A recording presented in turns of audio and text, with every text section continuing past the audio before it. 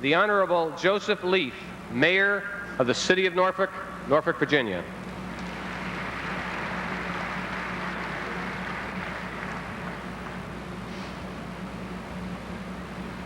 Rear Admiral Glenn E. Whistler, Jr., United States Navy, Commander, Amphibious Group 2.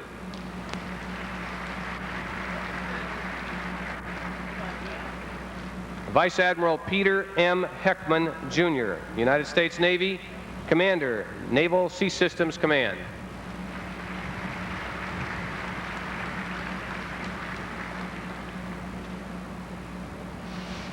Vice Admiral John W. Nyquist, United States Navy, Deputy Chief of Naval Operations for Surface Warfare.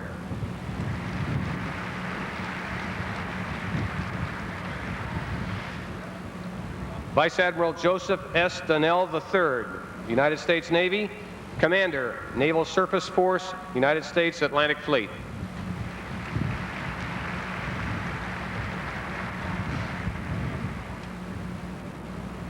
Admiral Leon A. Edney, Jr., United States Navy, Vice Chief of Naval Operations.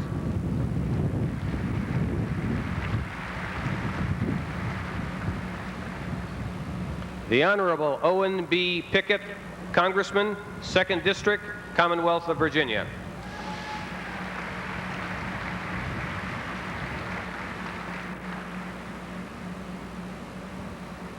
The Honorable Charles S. Robb, Senator, Commonwealth of Virginia.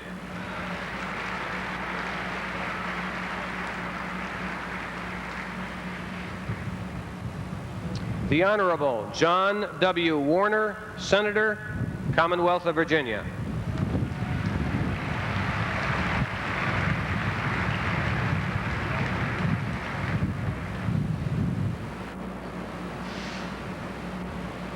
Ladies and gentlemen, escorting the ship's sponsor, Mrs. Diane Lawrence, and the maid of honor, Lieutenant Wendy Lawrence, her daughter, is our Command Master Chief, Master Chief Petty Officer Jorge A. Lopez.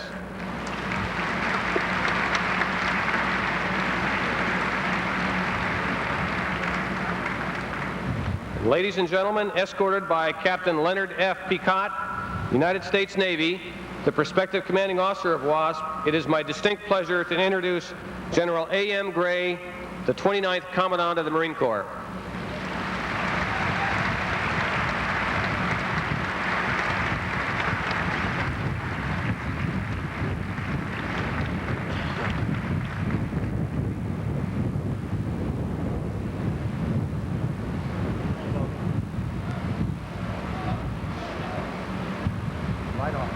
General Gray and Captain Picott will now inspect the honor guard.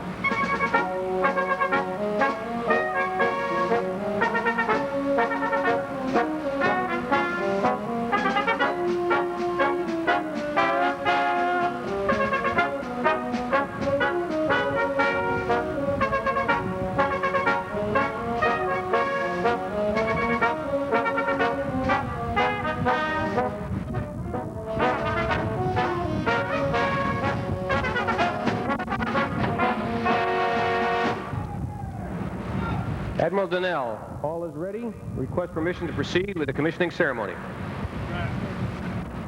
WASP, attend hut. Will the guests please rise? Lieutenant Commander Richard Lodge, Chaplain Corps, United States Navy, will offer the invocation. Let us pray. Lord God, sovereign ruler of all the world, whose mighty word even the wind and sea obey. We look unto you this day as WASP is commissioned for service in the United States Navy. We pray, O Lord, our nation, whom she serves, may never have cause to look upon her in shame, that she may always respond to those who are in command with, "We are ready now," and that those who have gone before on 9 previous ships named WASP forever be honored in the legacy they have built as officers and crew of this United States ship WASP, both now and in the future, serve with dignity and duty, pride and professionalism. For we too are now known as sailors and Marines of USS WASP. Amen. Will the guests please be seated? Ship's company, parade, rest.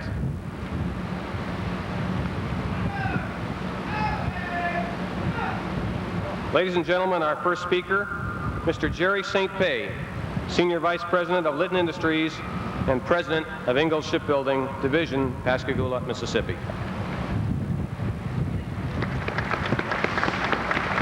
Good morning. I'm privileged this morning to represent the shipbuilders of Ingalls Shipbuilding who helped make this day possible. While today we officially and ceremonially bring WASP into the fleet, the fact is that she was delivered to the Navy 10 weeks ago on May 5th. And it was done in a very brief ceremony in a hangar deck, part of which was the signing of the delivery papers, 2 signatures, one on behalf of our company, the other on behalf of the Navy. And it occurred to me during that brief ceremony that perhaps signatures really represent the significance associated with building a WASP. And what I have in mind is not the signatures on delivery papers, but millions of other signatures that belong to thousands of employees at our shipyard. Signatures on engineering drawings, signatures on planning documents, signatures on purchase requisitions, signatures on quality inspection forms, and last but not least, millions of signatures signed by our employees at the end of the workday. Signatures that not only document hours worked, it's been a personal proposition, a proposition which recognizes our responsibility to give the Navy, to give this country the very best, and indeed the very best of America's shipbuilding capability is represented here today. Captain Picard, on behalf of the men and women who built your ship, we wish you and your crew the best of success.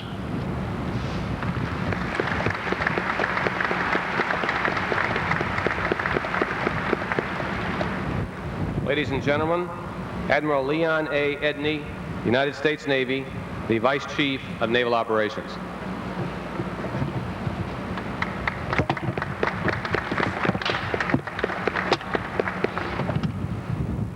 Good morning. What a beautiful day it is here in Norfolk. Senator Warner, Senator Robb, Congressman Pickett, General Gray, Admiral Heckman and Donnell, Mrs. Lawrence, Captain Picard, honored guests, ladies and gentlemen, and most importantly, the officers and crew of the USS WASP, our newest ship in this great Navy. It's a great honor and a pleasure for me to be able to represent the Chief of Naval Operations today, who at this time is traveling on his duties in Europe, and to share with you this commissioning ceremony. It's a Navy tradition to celebrate that moment in time when, whether it be wood and sail as in the old days, or today with this high tensile steel and powerful engine, the merging of that material with the lifeblood of sailors and Marines to become a ship in the line of the United States Navy. From this point forward, this ship will assume a life of its own. In a few moments, Captain Picard will issue the order to come alive.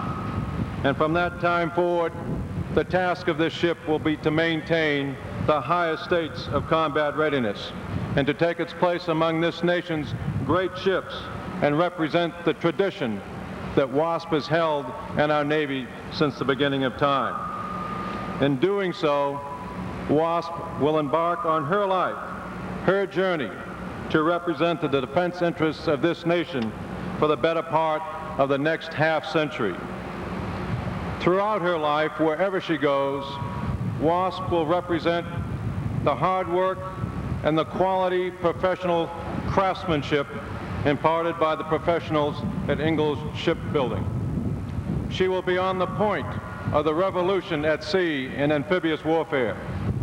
WASP brings a Navy Marine Corps team an over-the-horizon capability unmatched in the history of amphibious operations.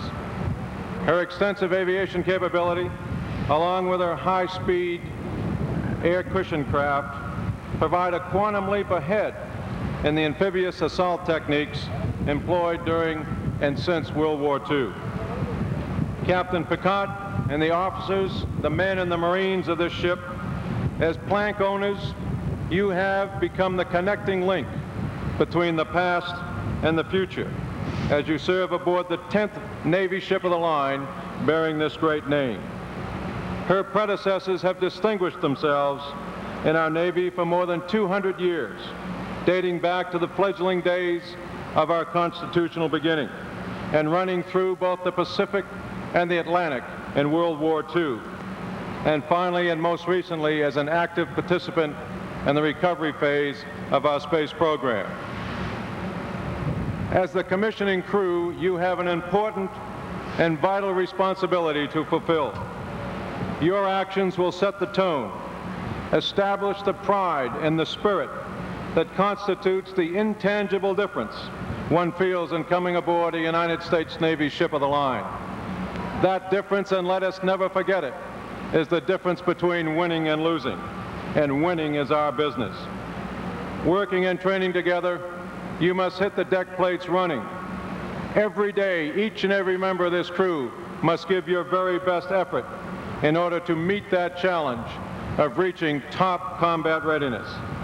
As I look into the faces of this crew, mixed with eager youth and the experience of seamanship and the age of being a professional in this man's Navy, I can see that the crew already is proud and eager to get on with the task. And I have no doubt that you are ready to add to the history of the distinguished ship WASP. The months and years ahead will provide many challenges for this crew, but together you will conquer those challenges, and you will always be able to look back with pride at your accomplishments, knowing that the future of this great ship was guaranteed by your actions and your dedications as members of this commissioning crew. I can assure you that over the years, many of you will be drawn back to WASP like a divining rod to water. And whether it be 5, 10, or 20 years in the future, I guarantee you that each of you will say, I am a part of her and she is a part of me. And I am proud that thanks to my efforts, she has become a strong, winning ship of the line representing the greatest Navy and Marine force in the world. To the wives and families and friends of WASP, I want to tell you how very important you are as members of this team. It is your love, your support, and understanding which will enable the crew to succeed. They need this support, and I want to share with you that it is very fitting that you are lucky enough to have as sponsor of this magnificent ship one of the greatest and most dedicated Navy wives in our lifetime. She has dedicated her entire adult life to the United States Navy. No one that I know of has given more of herself, shared more loving concern for the men and women of the armed forces than has Mrs. Diane Lawrence. Captain Picot, I congratulate you on your command. I would change jobs with you right here on the spot. I envy you, you and your crew, and wish you fair winds and following seas as you lead the amphibious force forward to the 21st century. I wish you Godspeed and challenge you to have fun along the way. Thank you.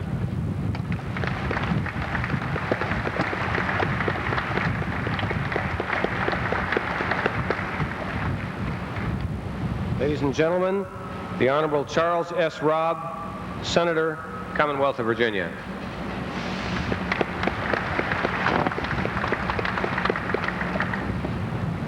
Senator Warner, Congressman Pickett, Mayor Leaf, General Gray, Admiral Edmey, all of the members of the Navy and Marine Corps family here and abroad, friends from the Tidewater area, and most important, officers and men and Marines of the USS WASP. This is a great day for the Navy and Marine Corps team. I'm proud of the 34 years that I have been affiliated with that team. I could remember some 28 years ago, I believe it was, on this very pier, I think, when the immediate successor to WASP was in port and I had an opportunity to be aboard. I'm pleased that so many members of WASP CV-17 and its predecessor that was sunk from under them are also here on this occasion. It is an important day. The Navy Marine Corps team and its ability to prosecute its mission has improved dramatically since my active association with it. The LCACs and the Harriers and the helicopters and the ability to take this mission from over the horizon and put it ashore is remarkable. I am pleased today to present to you my senior colleague who is going to introduce the Commandant properly, a man who served his country with honor and distinction in 2 wars. He enlisted in the United States Navy in World War II and came back and served in the United States Marine Corps in the Korean War, the only Secretary of the Navy to have ever worn the uniforms of both services that he served in that particular capacity. He is now the ranking member of the Senate Armed Services Committee and my senior colleague from Virginia, ladies and gentlemen, the Honorable John Warner.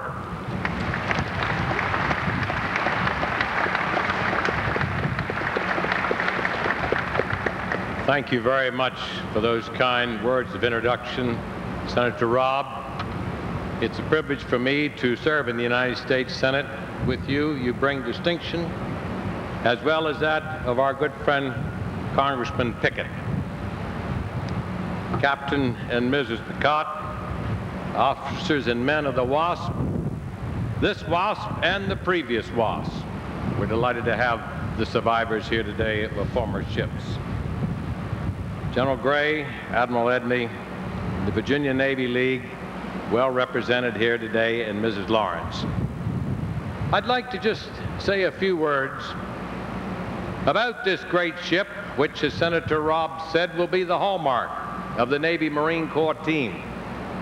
And the fate of this ship, and more particularly the men and women in uniform today of the armed services, as the Congress of the United States completes its work this fiscal year on those pieces of legislation essential to carry America forward with another year of defense.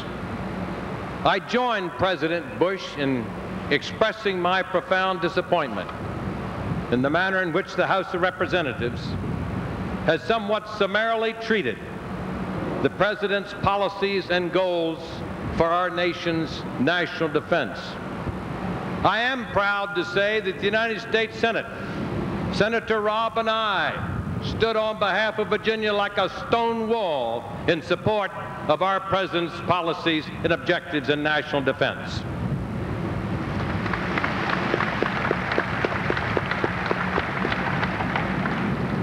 I would like to say, as I read the papers this morning, reading about the problems with the Trident II launch, I say to you that the United States Senate will not let the zodiacs of Greenpeace sail the corridors of our chamber.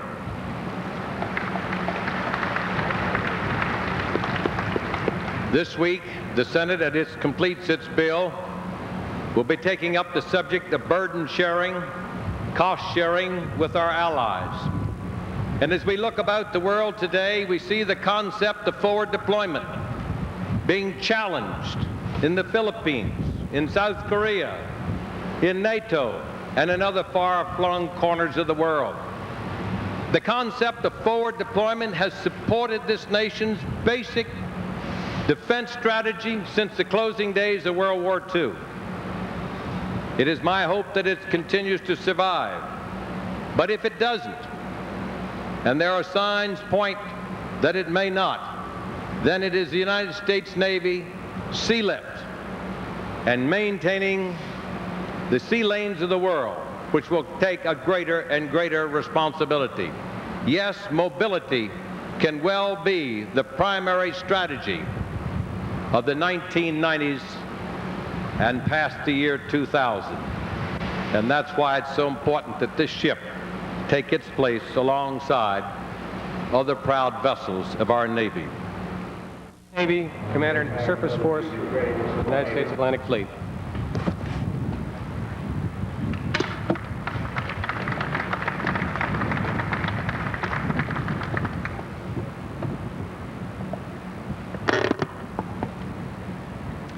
Senator Warner, Senator Robb, Congressman Pickett,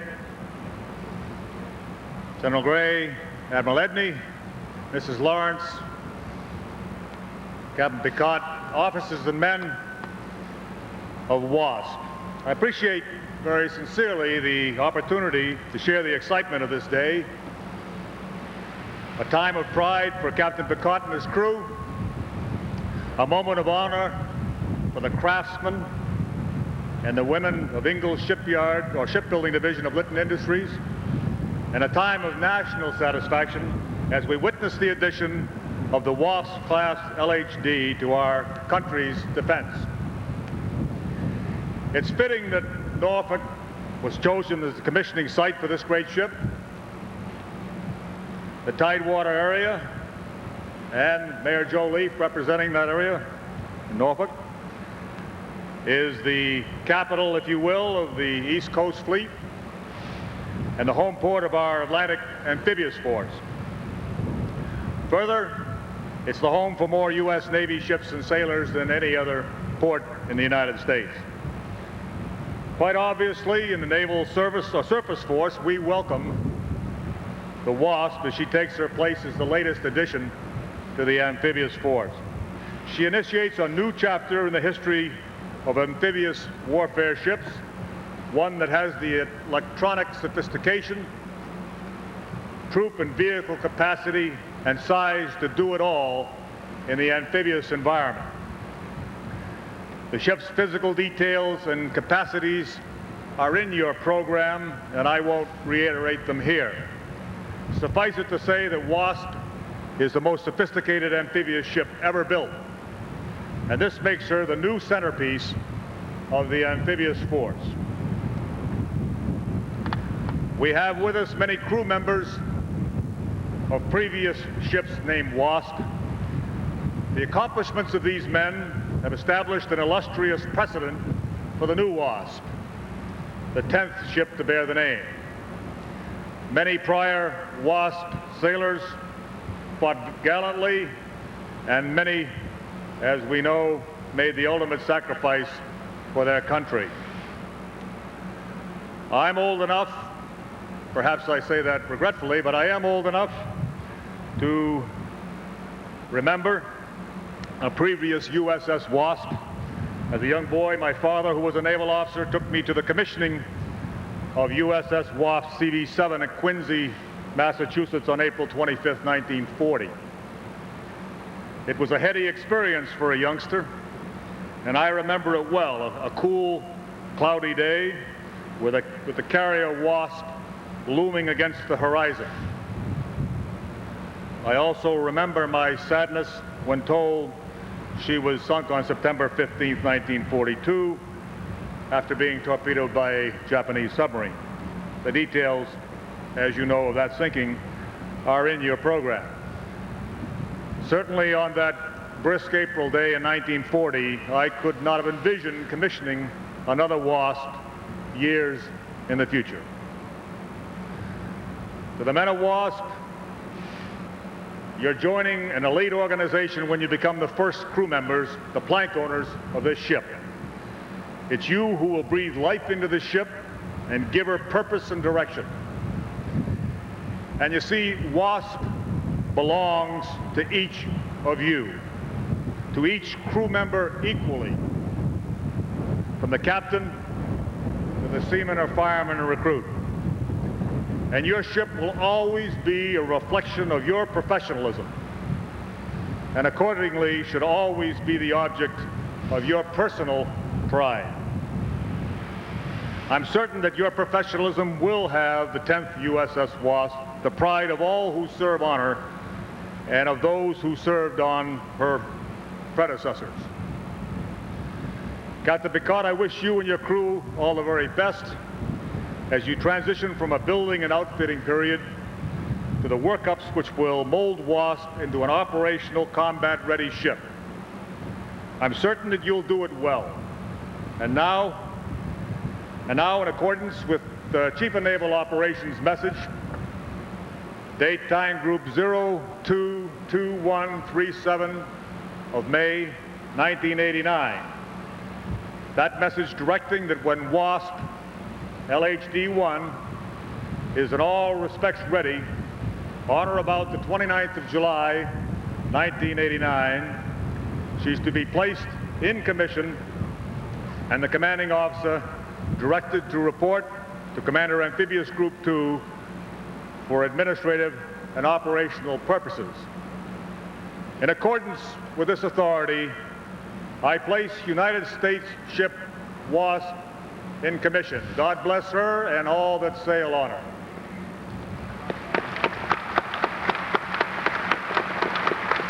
Ship's company, hut 10, hut.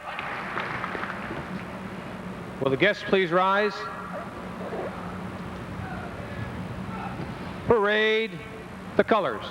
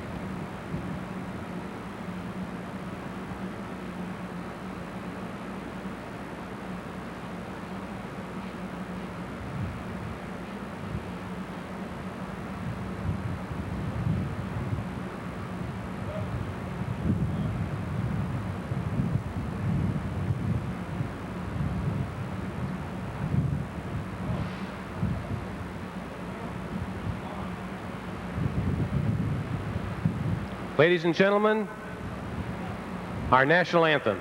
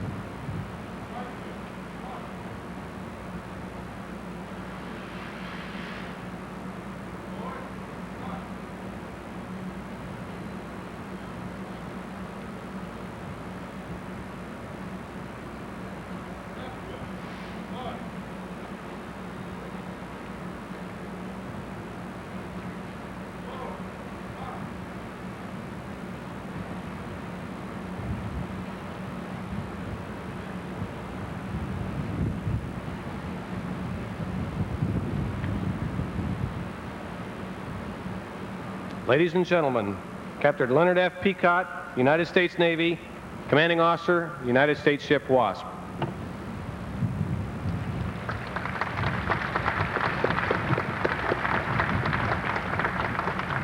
Subject, assumption of command.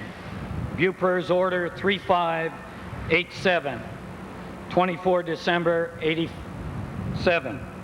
From Chief of Naval Personnel to Captain Leonard F. Peacock, United States Navy.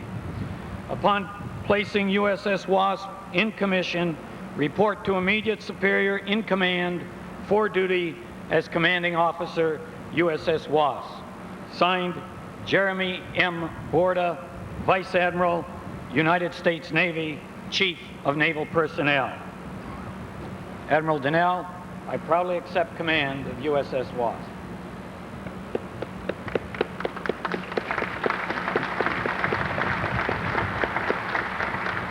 Would the guests please be seated?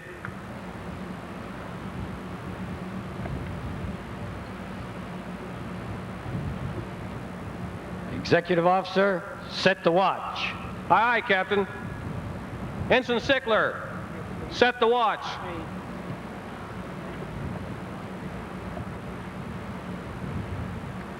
think we'll get a few here, sir.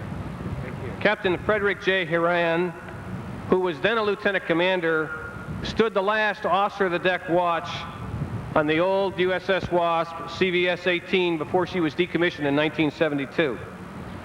Symbolic of the continuity which we celebrate today, Captain Hiran will present the long glass, the traditional symbol of authority of the officer of the deck from the old WASP to the new watch, the first officer of the deck in USS WASP.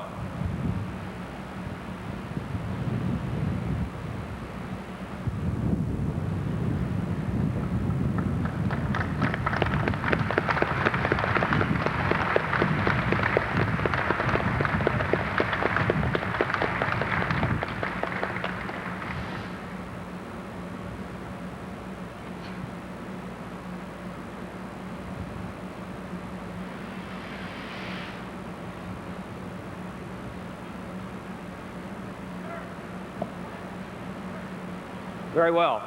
Captain, the watch is set. Very well, sir. Call the crew of USS WASP to quarter. Aye, aye, Captain. Ship's bosun, pipe the crew to quarters.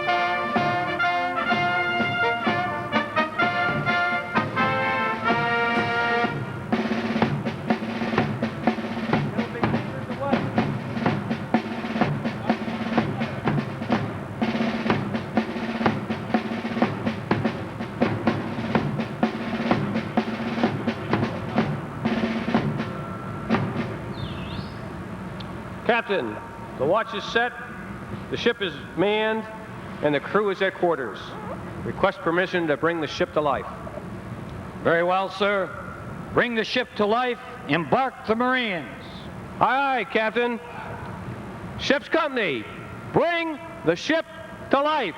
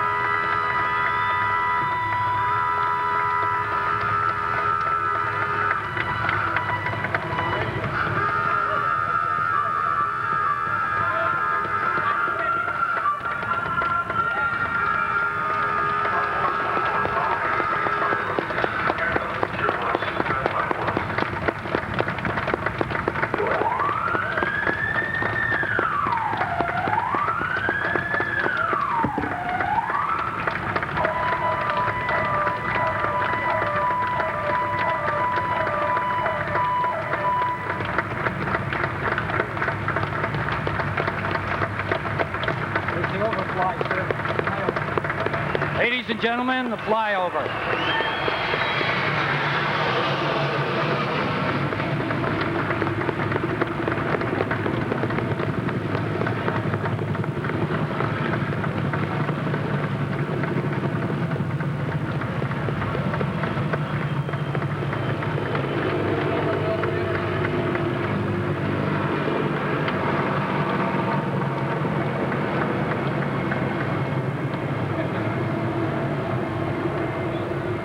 Ladies and gentlemen, Diane, WASP, USS WASP is back. Yeah.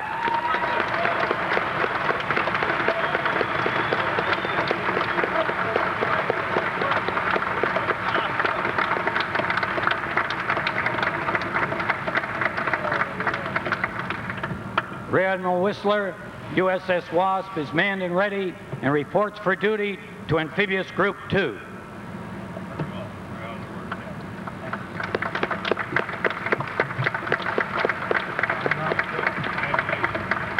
Ladies and gentlemen, will you please rise while we render honors to our principal speaker.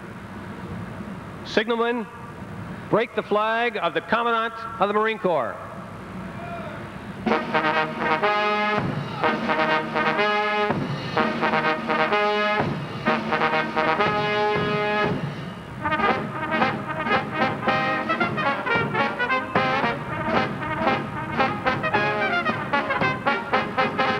Will the guests please be seated?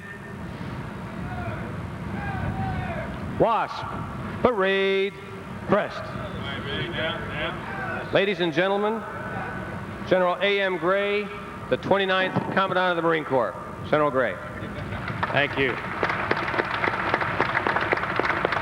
Thank you. Senator Warner, Senator Robb, Congressman Pickett, all of the distinguished guests here up on the platform, especially Mrs. Lawrence. It's great to have you here, and I know you're very proud. And to the almost 10,000 very important people that I couldn't all name here this morning, it would take a while. It's great to be here and to be a part of such a thrilling and special occasion. And above all, to this magnificent young American warriors, the sailors and the Marines of the WASP. I want to especially say to you how enormously proud all of us are of this great ship, and particularly of the vital lifeblood of the WASP, and that is you. And as we take the chance today to look at this marvelous ship of war, which is also a ship of peace. And we see the technology, the command, the control, the communications, the spaces, and the radars, and all of that, to include the embarked jet aircraft and helicopters and weapons of our profession. And while we marvel at that, we know that behind those weapons and systems, and as a vital part of this great ship and platform, really stands those marvelous great people that unfortunately we take for granted from time to time. We call them sailors and Marines. And it would be fitting, I believe, each in our own way today, regardless of who we are or what we do, to take a little silent oath, if you will, to see to it that we stand by the men and women of the armed forces today, to include their families and loved ones who make it possible, really, for you to be here at a place of your choice and to share in this basic idea that we call freedom. And so your Chief of Naval Operations in particular, and your Commandant, wants you warriors of the WASP to know how we feel and to say thank you. It would be well, too, I think, for all of us to remember where we are today within the complex situation that faces us around the globe, and to be able to stretch our minds and go beyond the sometimes selfish and centered interests of what we look at here in this great country, and remember that the price of freedom has always been high, and that despite the rhetoric and the discussions and the terms like glasnost and perestroika, there still is a very grave threat on this globe to those who aspire for freedom. And it's not just the Soviet Union and all that that means, but indeed around the globe today there are many who would wish us ill. And we should pause, I believe, and reflect on that idea. You see, they don't subscribe to what we believe in, the freedom of choice, the democratic idea, the basic thought to let others have a chance to be treated as human beings and to live and to grow. No, they want to control events, not just state-controlled economy as we see in the communist bloc, the Soviet Union, and elsewhere, in the hegemonic idea that they still intend to preserve.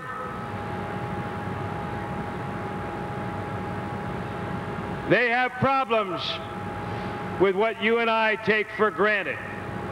Now, I say this today because we are in a very interesting time, I believe, in history. One that we see, for example, Soviet leadership striking out and, in my view, genuinely seeking change. We're not sure, though, how this is going to come out. And even if they are able to bring about the change that they seek, it would be my view that it's going to take a long, long, long time. Because, you see, they have to change a culture. There's no one alive in the Soviet Union today that was born in this century that has heard anything other than how bad the United States is, how bad democracy is, how bad the free world is, how bad our economic system and free enterprise ideas are. It goes on. And one thing has not changed: their dedication to the Marxist-Leninist idea. That remains. And it was very clear as recent as yesterday as Admiral Bud Edney and I discussed such issues with Marshal Akromeov. So yes, they seek change because they damn well have to, and they know it. Their economy is a chaos. And I know of no thinking person that would want their political system. And if they want to play in the National Football League of world leadership, as they believe they must, then they're going to have to turn it around. And they know it. But again, it's going to take a long time. And if we could write the scenario, and indeed our strategy attempts to do that, and if we could have everything come out the way you and I often pray it might, we still must remember that our great nation is a maritime nation, and that the globe, and indeed beyond the planet, that's where our interests are. And it's back and forth across those great highways we call oceans that move the items of commerce, and not just the nice to have items, but the precious minerals and resources that we must have if we are going to survive as a free nation and perchance flourish economically. And so there's a greater reason than ever to have a sea power capability second to none on this globe if indeed we want to steam into the next century into the way that not only we want, but the world must have as we pursue freedom. And I would submit that there's a higher calling than the economic idea. I would say to you today that around the world, there are millions of men and women, and more millions of children, who dream of the simple idea of freedom in a far less affluent way than you and I, who would indeed give most of their life to be able to join you this morning and to share and to be able to speak your mind and do what you want to do. And I would say that today, just as at the founding of our great nation, today they still look at our great nation like the city on the hill, as a beacon, as a light of freedom. They're counting on us, and I personally have enormous faith in the leadership of our great nation and the leadership of the free world. And not just the administration and not just the Congress, but our people. Because always, somehow, some way, we have mustered the courage and the fortitude to go on into the uncertain and to stay with our role of leadership that's been thrust upon us, and it's with us whether we like it or not. And so we, in the decades ahead, we will sacrifice for this greater ideal. And as we steam through the choppy seas and the uncertainty of the world situation, our sailors and our Marines, above all, will be organized, trained, and equipped, deployed, and employed to do whatever must be done to keep that freedom, to keep that peace, or should that fail, to win. Whether it's a political victory, a military victory, or any combination thereof, because that's what we're all about, and that's what you and the rest of the nation and the free world demand. And so it's a time, I think, of optimism. It's a time of boldness. It's a time for initiative. It's a time to take some risks. It's also a time to be practical and prudent.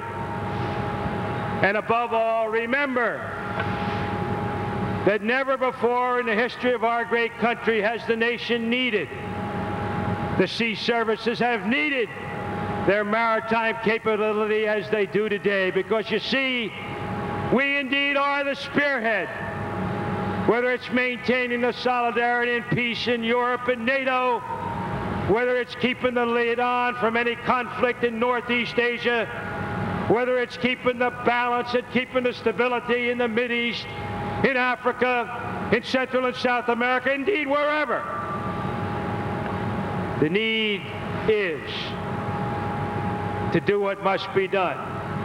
And only sailors and Marines have that maneuver, that mobility, that aggregate usefulness, regardless of the conflict of spectrum, which makes us, I would submit to my distinguished friends here from the Hill, which makes us not only the best, but probably the only useful aggregate bargain in town.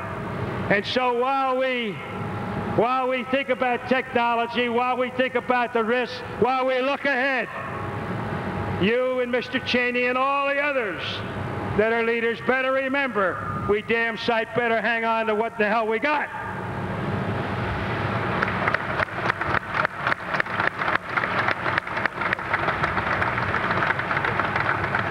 Because you see, if the balloon goes up this evening, it's going to be a come-as-you-are party.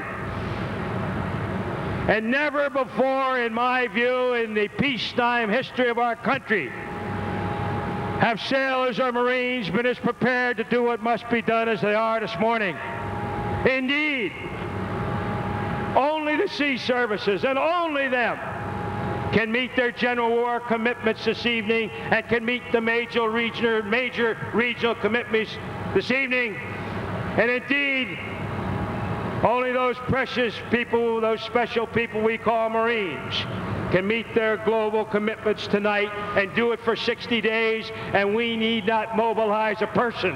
That is preparedness as opposed to just readiness.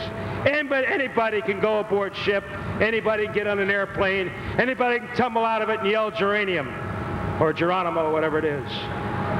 But let me tell you that if you want to go somewhere long enough to get a win, whether it's geopolitical or military, as I've said, you've got to come from the sea. That's what it's all about. And so, obviously this is not an emotional idea with me, but I want to thank again all of you for sharing this day with us. It's a great day to be a member of the Naval Service, a great day to be a sailor, a family of a sailor, a great day to be a Marine or a member of that family. But above all, I would submit that it's kind of neat to be in America.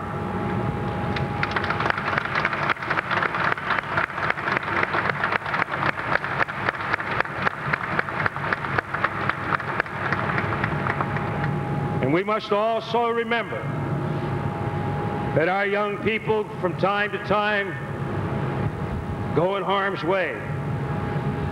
We need not reinforce that thought with this splendid naval community here in Norfolk, which has already seen this year its share of grief. But it would be less than appropriate to the memory of the brave and valiant sailors and Marines who have paid the supreme sacrifice to ever forget that they believed in us. They believed in our country. They believed in the idea of freedom around the world. And all leaders should take this time to rededicate themselves to that simple idea that our men and women remain our most precious resource. And so to the ship's crew and to the embarked Marines, I would say to you, as always, take care of yourselves, take care of each other. God bless, and as we say in your Corps of Marines, Semper Fidelis.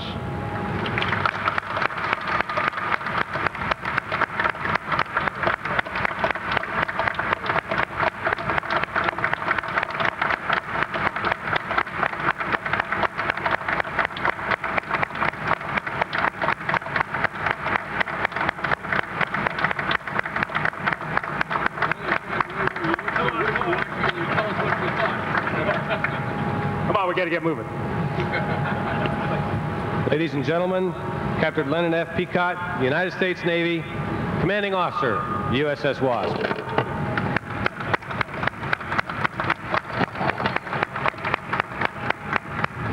General Gray, thank you for those wonderful words.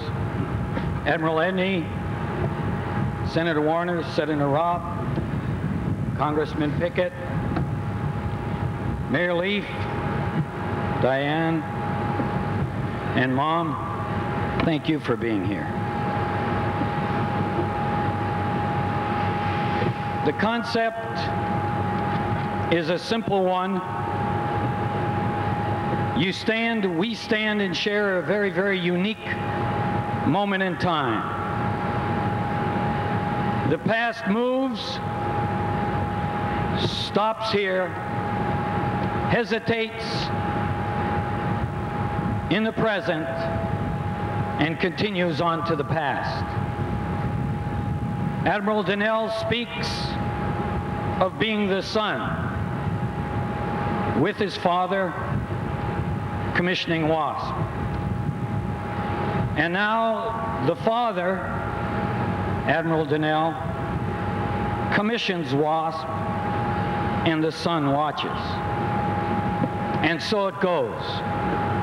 And so the commitment is continued, the pledge is renewed. A continuation of a simple thought, perhaps, the thought being a sense of dedication. Another generation takes up the mantle and moves to its place in history. This is the thought that I have of today. A commissioning indeed, but perhaps more properly a continuation. A continuation of the concepts, the pledges, the dedication and commitment that General Gray very clearly spoke of. And so we pick up that gauntlet today. We do it proudly. We do it firmly. We do it with a sense of caring and a sense of understanding of the responsibility that goes with it. And we take it and move forward into what becomes the future. Our motto, a very, very simple one: honor, tradition, excellence. We honor you who have gone before us. We accept your tradition. We accept the responsibilities of that tradition. And we are dedicated to continue that concept of excellence that you have so clearly established for us. I want to thank you all for being here today and for sharing this great day for the Navy and Marine Corps team and for this great country of ours and for all future WASP men that are to come. Thank you very much.